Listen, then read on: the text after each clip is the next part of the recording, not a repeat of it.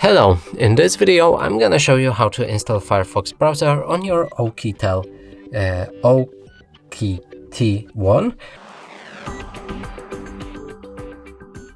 So first of all, let's open our Google Play Store. From here, start search for an app and enter Firefox browser.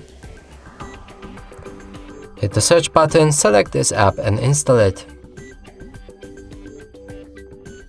After installation process will be completed, we'll be able to open our app. From here we can customize it, so we can choose the theme, change it from light to dark, or set it automatic. Pick your toolbar placement from bottom or top. Always on privacy settings, you can adjust them from strict to standard or from standard to strict. You can sign up in order to synchronize other devices. You can also read this privacy notice, and after that click on start browsing, and now you can open any website. This browser should work properly.